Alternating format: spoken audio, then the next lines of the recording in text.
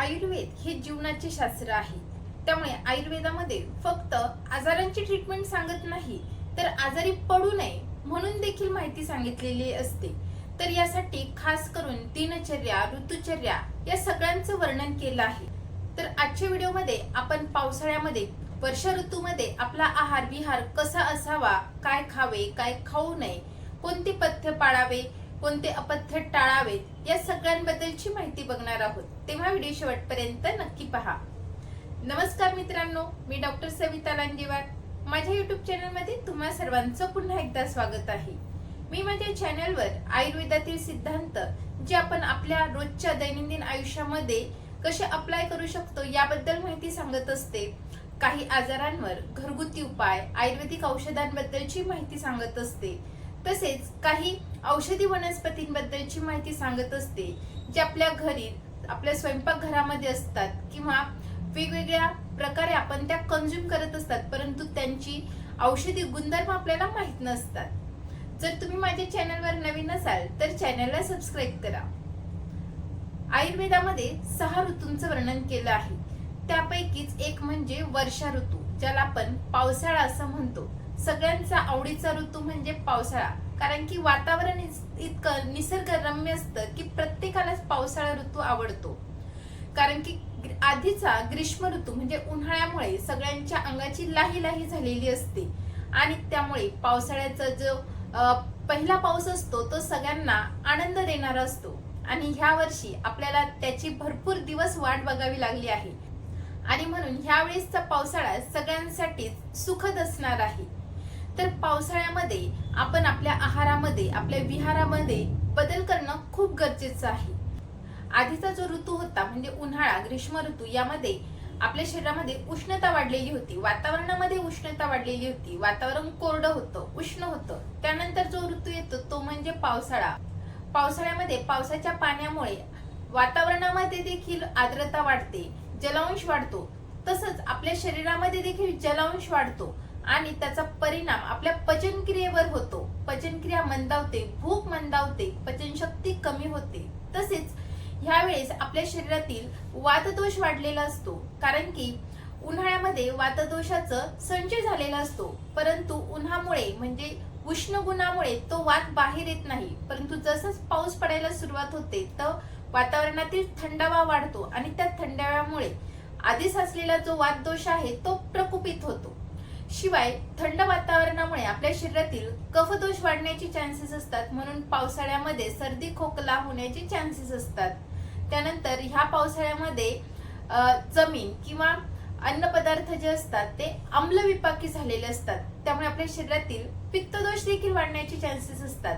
म्हणून ह्या तिन्ही दोषांना बॅलन्स मध्ये ठेवण्यासाठी, पचनक्रिया, आपला पाचक अग्नी, जाठर अग्नी चांगला ठेवण्यासाठी आपल्या आहारामध्ये बदल करणं खूप गरजेचं आहे. पावसाळ्यामध्ये वातावरणातील जलांश वाढलेला असतो, आर्द्रता वाढलेली असते, सगळीकडे चिखल चिखल झालेला असतो. तसंच आपल्या शरीरामध्ये देखील जलांश वाढलेला असतो, आर्द्रता वाढलेली असते, आपल्या पोटामध्ये देखील चिखल निर्माण होतो, त्यामुळे आपली भूक मंदावते.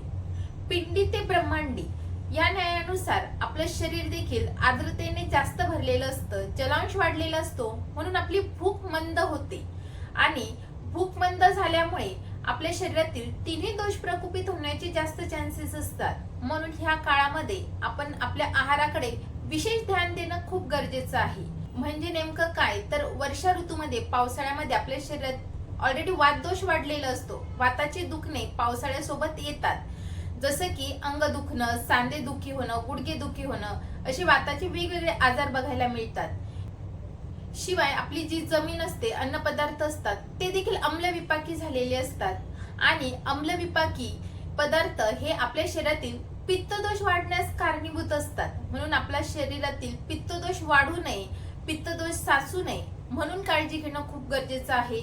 आणि तिसरं म्हणजे वातावरणातील थंडावा. वातावरणातील थंडाव्यामध्ये होणारे व्हायरल इन्फेक्शन, वारंवार होणारे व्हायरल इन्फेक्शन आपल्या शरीरातील कफदोष वाढल्यामुळे होत असतात.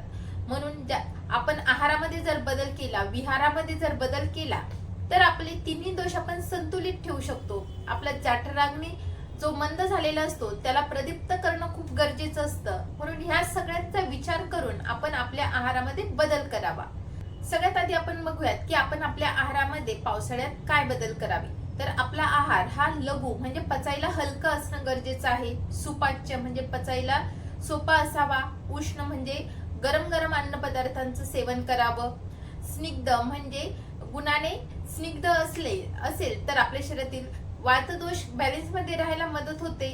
आणि ह्या स्निग्धतेमध्ये जर तुम्ही तुपाचा समावेश केला तर आपला जठराग्नी प्रदीप्त व्हायला मदत होते. आयुर्वेदामध्ये धान्यांमध्ये पुराणशाली म्हणजे जुन्या तांदळाचा भात बनवून खायला सांगितलं आहे. कारण की जुने तांदूळ हे पचायला लघु म्हणजे हलके असतात, सुपाच्य असतात. त्यामुळे तिन्ही दोष बॅलन्स मध्ये राहायला फायदा होतो.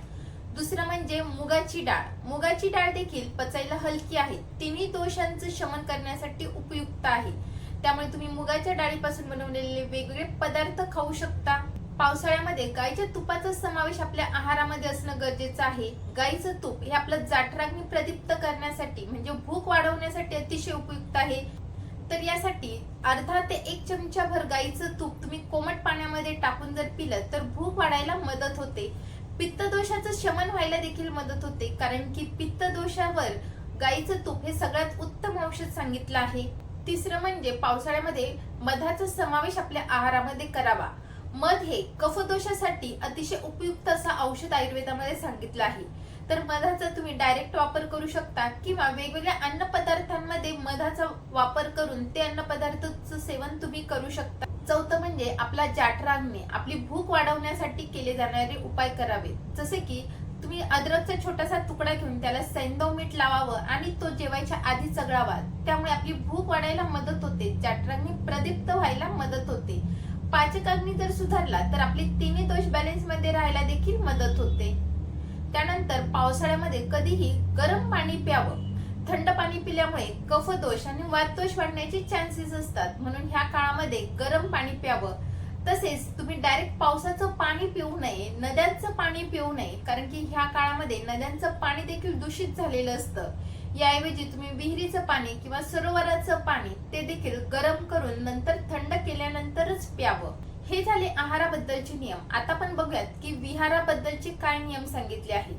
तर ह्या पावसाळ्यामध्ये आपण सुके म्हणजे वाळलेले कपडे घालणं गरजेचं आहे. सुके जागी राहणं गरजेचं आहे.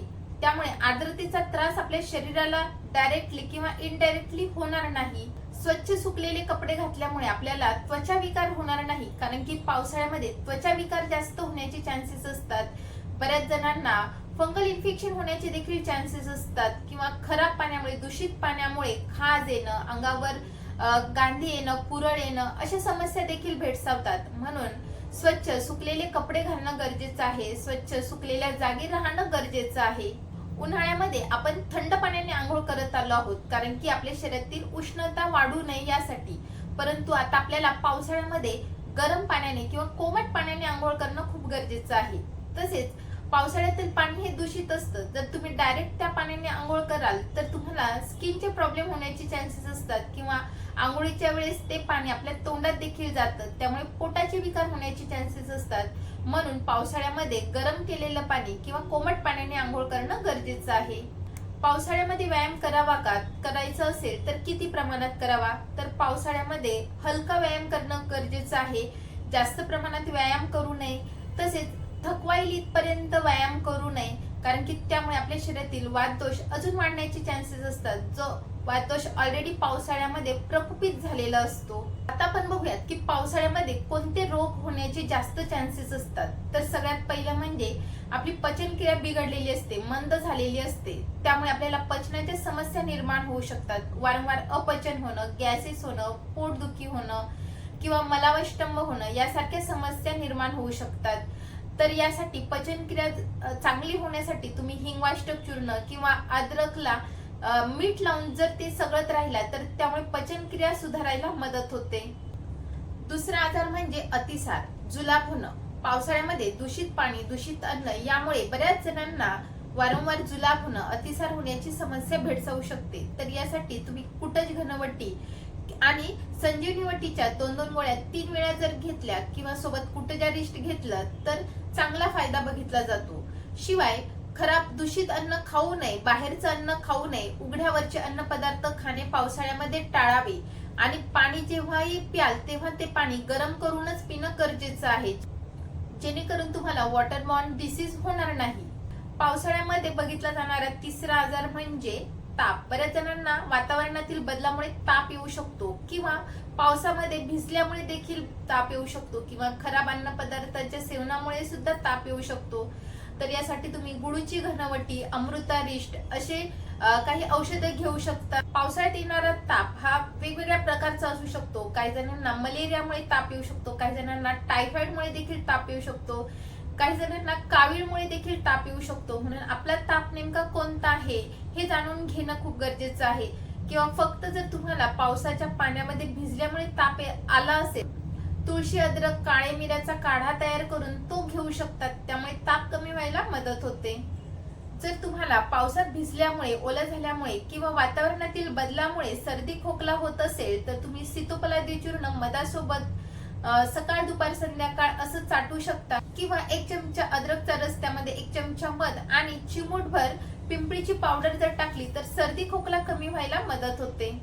पावसाळ्यामध्ये बऱ्याच जणांना त्वचा विकार देखील होतात, जसं की त्यांना फंगल इन्फेक्शन होणं, चिखल्या होणं किंवा बऱ्याच जणांना पावसाच्या खराब पाण्यामुळे अंगाला खाज येते, पुरळ येतात. तर यासाठी तुम्ही लिंबाच्या पाण्याने आंघोळ करणं खूप गरजेचं आहे.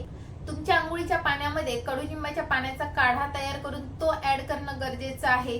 तसेच तुम्ही गंधक रसायन, आरोग्यवर्धिनी वटी यासारखे औषधं देखील घेऊ शकतात. महामंजिष्टादी कशासारखी औषधं घेऊ शकतात, जे आपल्या वेगवेगळ्या त्वचा विकारांसाठी उपयुक्त तर आहेच, रक्त शुद्ध करण्यासाठी देखील अतिशय उपयुक्त आहे. तर अशा प्रकारे मान्सून सीझन मध्ये ह्युमिडिटी वाढलेली असते, त्यामुळे आपल्याला स्किन डिसीज होण्याचे जास्त चान्सेस असतात. तसेच वॉटरबॉर्न डिसीज होण्याचे देखील चान्सेस असतात. म्हणून पाणी उकळून थंड केलेलं पाणी प्यावं. डायजेस्टिव्ह इश्यू देखील होण्याचे चान्सेस असतात, म्हणून बाहेरचं खाणे टाळावं. आणि ज्या लोकांची इम्युनिटी कमी आहे अशा लोकांना पावसाळ्यात व्हायरल इन्फेक्शन होण्याचे देखील चान्सेस जास्त असतात. म्हणून ते टाळण्यासाठी आपली इम्युनिटी वाढवा आणि स्किन डिसीजेस टाळण्यासाठी पर्सनल हायजीन मेंटेन करणं गरजेचं आहे. आता आपण बघूयात पावसाळ्यात काय करू नये. तर सगळ्यात पहिलं म्हणजे पावसाळ्यामध्ये पावसाच्या पाण्यामध्ये भिजू नये. भिजलं तर लवकर अंग कोरडं करणं गरजेचं आहे, कारण की जर पावसात भिजलं तर त्यामुळे ताप येण्याची शक्यता आहे, व्हायरल इन्फेक्शन होण्याची शक्यता आहे.